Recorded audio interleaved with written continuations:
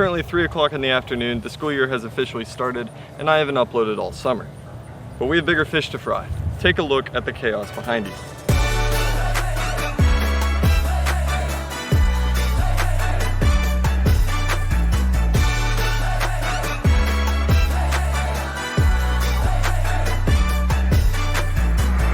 That's right, this isn't a silly invention project. This is a project about getting shit done. My very first paper project. This is Project Roundabout. The goal is to make my senior year as painless as possible. I'm kidding, of course. Improve the community while subsequently helping myself. In order to improve the community, we're going to try to fix traffic around this work of art. More piece of work. Olathe Northwest High School. Let's quickly skip to the end and I'll show you the only practical solution to fix something as broad as traffic. This is a petition telling City Council to act on the issue.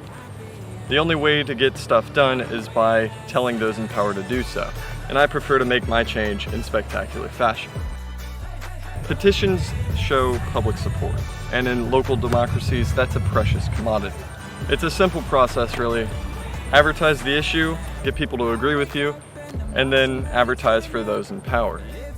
When it works, it's a symbiotic cycle. When it doesn't, the expendable are, well, expended. I saw this diagram in my physics class and thought it would be a pretty good way to lay out this video. So, first up, let's properly define this problem. To do this, we'll run an experiment. I've timed how long it takes to get out of the parking lot from the time the bell rings to the time we get on College Boulevard. I've also asked a couple friends to do the same to expand my sample size. On top of that, I move to a different spot every day and walk to my car as insecurely as possible to document and reduce any bias. The control I ran during summer break, so it's slow, probably. I'm recording this before I have the data, so I don't know. I'm also assuming that one particular parking spot was much faster. We'll shelve that for a minute. Let's look at why it's so insanely slow. Olathe Northwest is special. Its district lines are odd, they look like this. High density north and south, nobody to the west, everybody to the east. There are also younger schools next to it, meaning even busier roads due to parents picking their kids up. They come from the east because that's where the jobs and houses are around here. Parents going to this middle school enter here, and people destined for elementary school typically enter here or here. All of these mean steady traffic in front and beside O&W. Now let's look internally. People who live north of O&W have to turn east because this road doesn't actually go north. People who live south use this already stressed stoplight and will normally turn west then south from here or straight south from here. But all of the buses use this exit and use their priority to halt the line for an average of 15 minutes. If you can't get out before then, and you won't, tough luck, you can nap in your car before work. Not to mention this absolutely monstrous line of both parents and students that ends up exiting here. And we'll come back to that.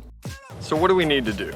We don't want to have to raise taxes dramatically to get it done, so think cheap. That rules out a tunnel or a bridge. It's only really a problem during the middle of the day on weekdays, so if we do anything, it shouldn't hinder normal activity. That would rule out a traffic light. Wait a minute, what was this project called? Oh right, Project Roundabout. In all seriousness, I won't be calling the shots, but if it were up to me, there's 3 options.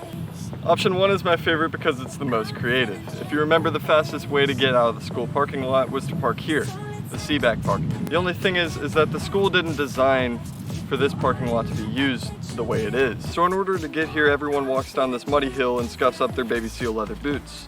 Or they slip and fall, ruining everything. Their slave wage Lululemon pants, lambskin jacket with their ivory buttons over their silk shirt, and bald eagle necklace. So option 1 is to build a staircase. Hear me out. A lot of people don't know that this parking lot is open for use. So if you were to build a staircase coming down from that hill, it advertises the otherwise underused parking lot. This takes off load from the school and allows more people to exit through these 2 exits. But here's the downside. It still puts stress on the stoplight over here, unless people going north can take this back exit over here onto the highway. It might take a little bit more time, but overall it's better because you're not crossing straight in front of the school. And yeah, fuck, that's not gonna work because nobody's ever selfless. It doesn't work. So here's option 2. Now option 2 is my actual favorite because it's the right answer. Build a 2-lane roundabout here.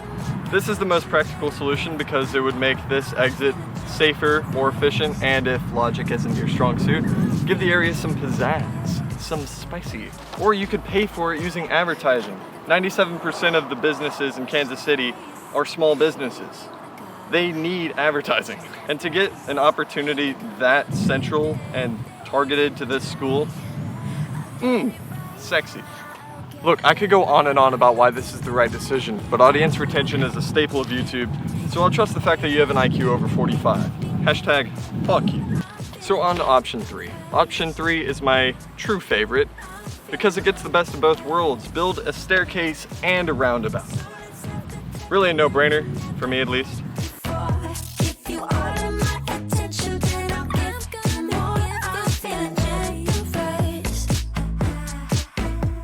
If this video does what I hope it does, people will start parking here, the Seaback parking lot, taking load off the school and helping traffic in the most roundabout way.